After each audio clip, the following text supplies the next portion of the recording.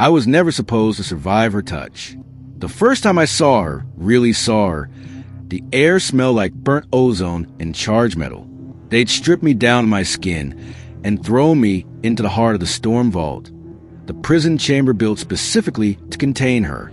She stood motionless in the center, glowing with the kind of power that makes your teeth hurt. Her skin pulsed with arcs of golden lightning, licking over indigo muscle like wildfire under glass. Her eyes were full of stars, cold and calculating. And then she looked at me like I was an equation she hadn't solved yet. My name is Jalen. I managed against the rumbling static pressure pressing into my lungs. She didn't answer with words, just tilted her head and stepped forward, lightning crackling around her as if the atmosphere itself bent to her mood. I should have died. By every rule of physics, every scan they'd run, every fried skeleton left in her wake. No human had survived proximity for more than a second. But me? I was different. Her palm touched my chest, fingers glowing with 1,000 volts of plasma-threaded fury. Nothing happened. No burning. No convulsions. No heart-stopping feedback surge. Just warmth. A pulse. Like recognition. Her gaze narrowed. Impossible. They called her Zelia the Ethican, last scion of the Skyforge line and breaker of warships. She was their prisoner, their secret weapon, or their science experiment, depending on which officer you asked. To me, she was a question I couldn't stop asking. Why me? Why wasn't I fried to ash like the last 10 test subjects? The scientists called it a neurological dampening anomaly. The guards called it luck. But she never called it anything. She just watched. Every day they sent me in, bare-chested and trembling like a fool. I expected that to be the day she ended me. But she never did. Instead, she started talking. Do you dream, Jalen? Do you know how long the station's orbit lasts? Have you ever tasted thunderfruit from a comet's rind? Her voice was strange, harmonic layered. It made my bones hum. But the questions felt real, personal. She wasn't just probing me. She was learning me, and I was learning her. Weeks passed. My body stopped flinching at the static discharge that followed her every movement. I learned to read her lightning, how it flickered in patterns depending on her mood. Fast and erratic when she was amused. Deep pulses when she was angry.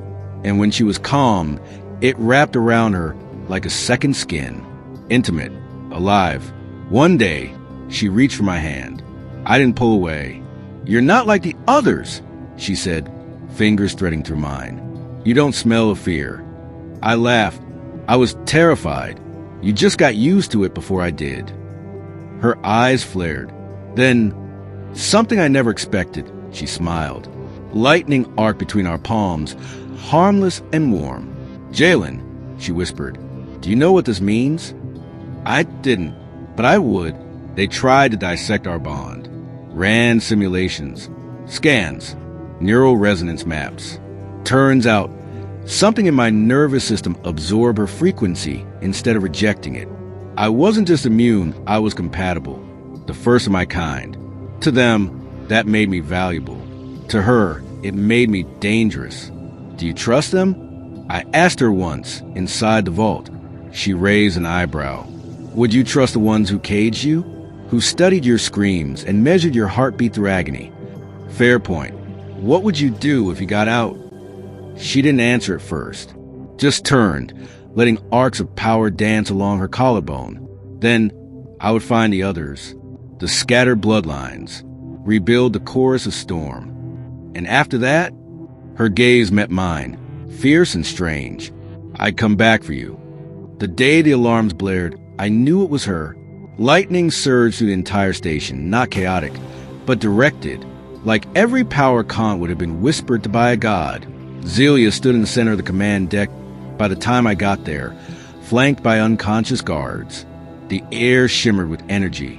I told you, she said calmly, I would not be kept. I stared at her, lit from within, eyes alive with thunder and time. You killed them? No, merely silenced. I needed a conductor. Her hand reached out. You are that conductor, Jalen. I hesitated. She stepped closer. You ground me. You're the only anchor I found in this chaos.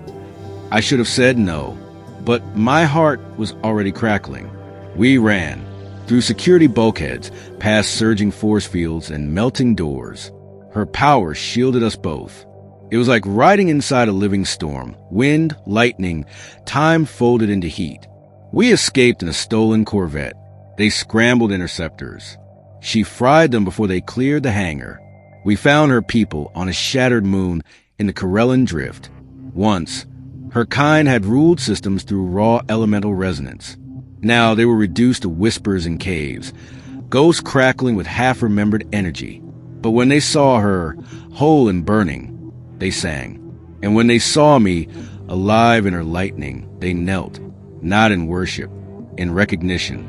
They called me Vashtar, the ground link, a bridge, a stabilizer, a mate. Zelia didn't deny it. Your heart made me visible again, she said. Your blood sings with mine. I didn't understand it all, but I understood her. The final twist came months later, during a storm ritual on the edge of the universe. She stood in a circle of her kin, lightning leaping between their hands like sentient silk. She pulled me in, human, shaking, unsure. But the moment I touched the core stone with her, my skin lit up like the sun.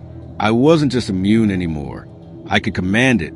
Her energy, her essence, flowed through me, not as a gift, but as an echo of something older.